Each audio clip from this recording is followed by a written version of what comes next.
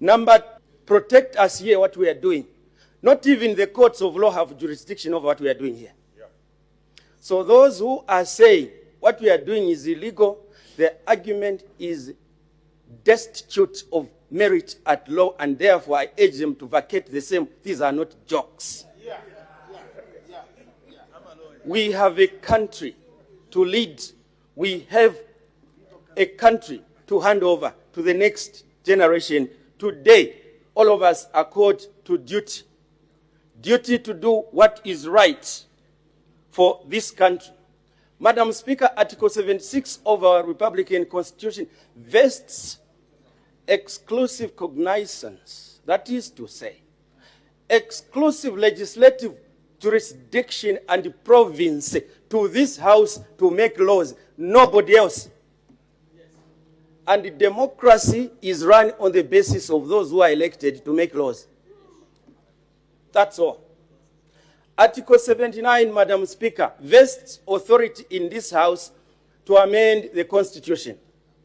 And in terms of Article 79(6), where there is a requirement for wider consultation, the Constitution is instructive that you are going to hold a national referendum, and only 50% of eligible voters are required to say yes to that national question.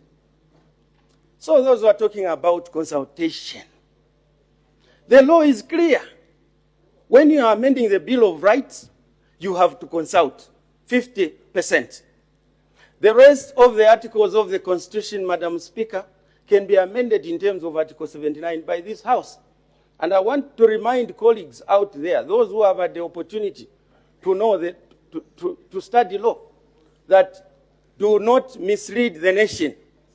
The Constitution is basically two parts. Those articles that are entrenched in the Constitution and enshrined, meaning they cannot be amended without a referendum. That is where you need wider consultation, per se. But we have the other parts of the Constitution that can be amended by this House. But practice has it that we must consult. And Bill number 7, Madam Speaker, is a product of wide consultations from 2019. That is why those articles that we agreed upon when we were in the opposition ourselves, they have found breath in Bill number 7 because they are non-contentious. Yeah. Madam Speaker, let me indicate here, for purposes of emphasis, that from the times of Faweza, from the times of Women for Change, from the times of Women's Lobby Group, are now represented under the umbrella of NGOCC. Every year, on 8th March, for decades, we commemorate International Women's Day. And these women movement groups have always been crying for one thing: more women participation, particularly in decision-making. Successive governments have been shunning to open the door for women. Successive presidents have been going to grace those commemorations, but doing nothing about it. In the similar manner that the ATI was brought here, in the similar manner that a lot of laws have been brought to this House, such as the removal of the defamation of the president, you have a magnanimous president who is saying yes to women, who is saying yes to youth, who is saying yes to differently abled. Yeah. Who are you to oppose the people's wishes? Yeah. For the first time, Madam Speaker, the labor movement, for the first time, Madam Speaker, the student movement, and I was president of Unzasu, just like Emmanuel Tembo there. He knows that what I'm saying is right. The students, you were never. Keep quiet. Order. Order, honorable members. Let's not debate ourselves. May the honorable minister continue.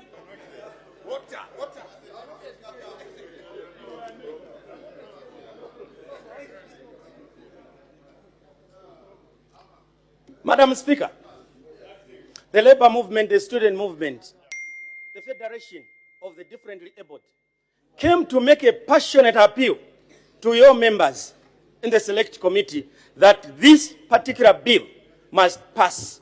This is a forward-looking bill. This is a people's bill. It is not like Bill 10. We opposed Bill 10, Madam Speaker, because Bill 10 wanted to amend Article 189 to remove retired civil servants off the payroll before government pays them their terminal benefit. Yeah. Madam Speaker, Bill 10 sought to amend Article 169(4) to have chiefs to vote for the chairperson of the House of Chiefs and make them political and divide the nation.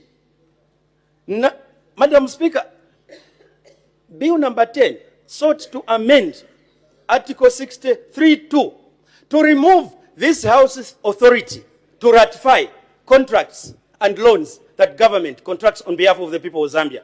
Madam Speaker, Bill number 10 sought to amend Article 149 to give carte blanche powers to the president to delineate provinces for this country. We said no.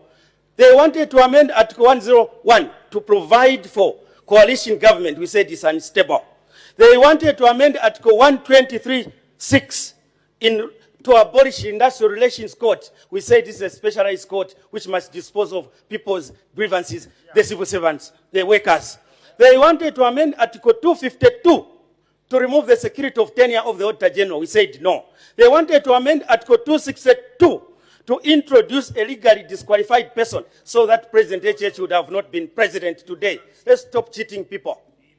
They wanted to amend Article 107 on incapacity, that even if someone becomes senile or non-compos mentis at law, that should remain in office. What drama is that, Madam Speaker? The Honorable Minister, your time is up.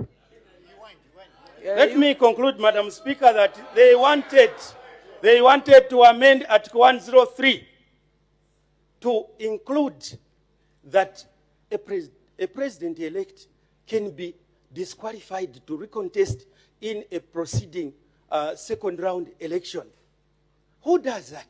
Isn't that recipe for anarchy in a country? Thank you. Let's make progress. Thank you, Honorable Minister. Madam Speaker, I conclude they wanted to reintroduce deputy ministers whom the people of Zambia have time and again rejected. Madam Speaker, I thank you, and also take note that this far, no one has opposed this bill. We are united.